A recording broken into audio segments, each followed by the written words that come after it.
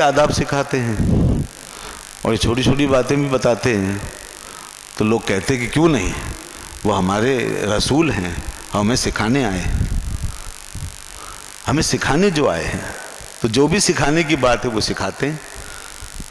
معلم اسی کو کہتے ہیں نا، معلم حقیقت میں وہ ہے جو زندگی کو بدل دے۔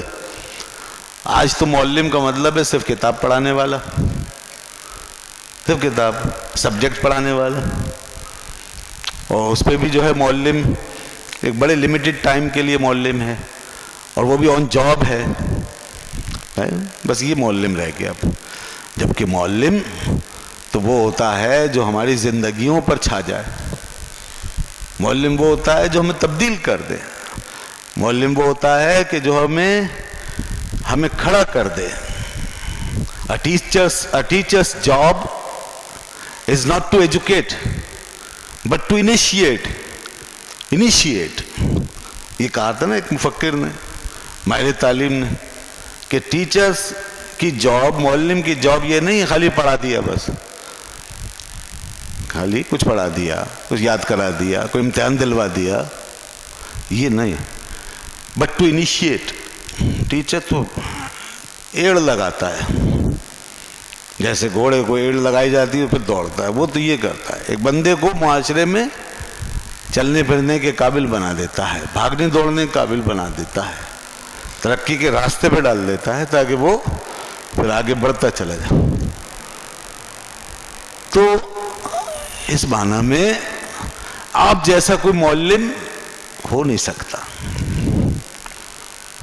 آپ کی تعلیم کی جامعیت کا یہ عالم تھا، اس لیے رسول اللہ صلی اللہ علیہ وسلم نے بار بار یہ بات ارشاد فرمائی، انما بعثت معلما، کہ سوائے اس کے نہیں کہ میں معلم بنا کر بھیجا گیا ہوں، تعلیم دینے کے لیے آیا ہوں، معلم بن کر آیا ہوں۔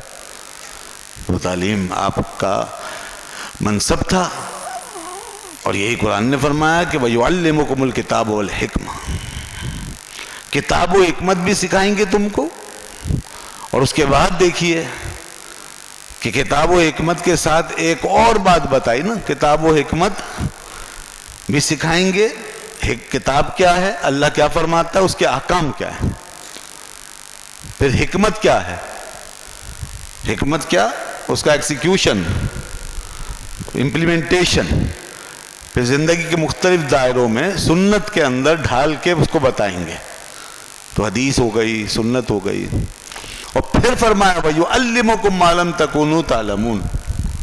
یہ کتنی جامعیت ہے، اور وہ سب کچھ تم کو سکھائیں گے جو تم نہیں جانتے۔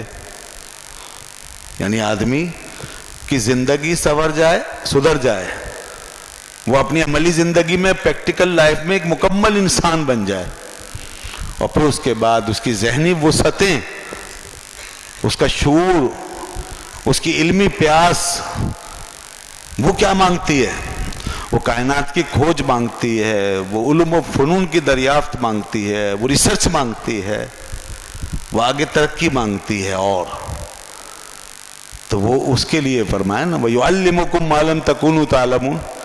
یہ رسول صلی اللہ علیہ وسلم اس لیے تشریف لائے تاکہ تمہارے لیے وہ سارے دروازے کھول دے، تمہیں وہ تو اس کا راستہ بھی دکھا دیں۔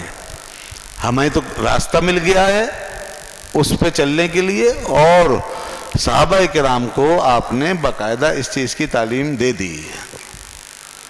یہ تمام علوم و فنون اور یہ سارے اسرار، یہ کائنات کے بھید، یہ عالم ارض، عالم فلکیات، عالم طبیعیات، فزیکل ورلڈ، وہ میٹا فزیکل بھی ہو گیا یعلمکم الکتاب والحکمہ، اور فزیکل بھی ہو گیا وَيُعَلِّمُكُمْ مَا لَمْ تَكُونُوا تَعْلَمُونَ۔ یہ پوری دنیا میں یہ سب تمہیں بتائیں گے۔ تو بتایا نا حالات، بخاری میں، مسلم شریف میں احادیث موجود ہیں کہ آپ نے پہلے دن سے لے کر کے قیامت تک کے، اور جنتیوں کے جنت میں داخل ہونے تک، جہنمیوں کے جہنم میں داخل ہونے تک سارے حالات بیان فرما دے۔ یہ سب بتا دیا نا، جو کچھ نہیں جانتے تھے لوگ وہ سب بتا دے۔ پھر لوگ کہتے ہیں ہم جتنا یاد رہا، جو بھول گئے وہ بھول گئے۔ یہ ایکسٹرا علم تھا جو ہمیں دیا گیا۔ کائنات کے حقائق ہم پہ کھول دی.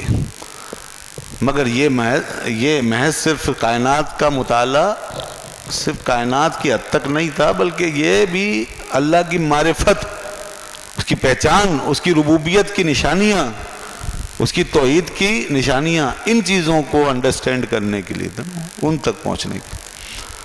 تو یہ مطالعہ کائنات کا دینی جو معیار ہے، دینی تصور، معیار تصور وہ یہی ہے مطالعہ کائنات کا، کہ اللہ تعالیٰ کی ربوبیت اور اللہ تعالیٰ کی الوہیت کی نشانیاں انسان جہاں تک جا سکے وہاں تک جا کر ان کو پہچانے. اس سینس میں ہے، محض مادہ برائے مادہ نہیں ہے، مطالعہ برائے مطالعہ نہیں ہے، محض علم برائے علم نہیں ہے، بلکہ یہ اس رسائی تک، اس رسائی کو پانا ہے، اس اپروچ کو. تو خیر میں بات کر رہا تھا اخلاق عالیہ کی. تو اس اخلاق عالیہ کا احاطہ پھر وہ شان معلمیت میں ڈھل جاتا ہے. یہ اخلاق عالیہ، یہ خلق عظیم جب معلمیت میں ڈھل جاتا ہے تو پھر یہ آگے ایک ایسے سورج کی مانند ہو جاتا ہے. آپ کا خلق عظیم ایک ایسے سورج کی مانند بن جاتا ہے کہ جس سے روشنی پھوٹ کر کائنات کے گوشے گوشے میں پہنچنا شروع ہو جاتے، اور جس کے سامنے جو جتنا اپنا اینگل صحیح کر کے رکھے گا اتنا ہی سورج اس کے اندر منعکس ہوگا. یہ وہ شان ہے پھر آپ کے اخلاق عالیہ کی. یعنی آپ اس مرتبے مقام پر خلق عظیم کا اب ایک اور پہلو میں آپ کے سامنے رکھ رہا ہوں. ایک تو جامعیت ہو گئی نا، اس کے ساتھ پھر ذرا اس اینگل سے بھی دیکھیں. عظیم اخلاق اللہ نے فرمایا تو اس کا مطلب کیا ہے کہ آپ ایک ایسی پوزیشن پر آپ کے مثال کو فکس کر دیا گیا ہے، اس مقام، اس سطح پر وہ مثال سیٹ کر دی گئی ہے کہ جہاں انسان اور انسانی معاشرہ، انسانی تہذیب، انسانی ثقافت اور انسان کی اپنی انفرادیت، یہ سب کچھ جو ہے ہمیشہ ایک ٹرانسینڈنس حالت کے اندر رہے گا. ٹرانسینڈنس حالت میں ہر وقت رہنے کی جو کیفیت ہے یہ خلق عظیم کی وجہ سے. آپ ٹرانسینڈنس کب ہوتے ہیں؟ آپ اوپر بلندی کی طرف کب جا رہے ہوتے ہیں؟ ٹرانسینڈنٹ جو ہوتا ہے وہ اوپر کی طرف جا رہا ہوتا ہے نا، یعنی ہمیشہ ارتقاء کو قبول کر رہا ہوتا ہے. ارتقاء کو قبول کرنے کی جو کیفیت ہے انسان کے اندر، یہ کیپیسٹی موجود ہے.